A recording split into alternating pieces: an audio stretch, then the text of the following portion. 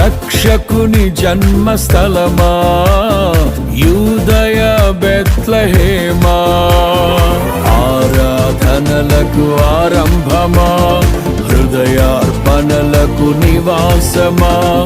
ఆరాధనలకు ఆరంభమా, హృదయార్పణలకు నివాసమా. ఎందుకో ఇంత భాగ్యము దాచి ఉంచే ప్రభు నీ కోసము. ఎందుకో ఇంత భాగ్యము దాచి ఉంచే ప్రభు నీ కోసము.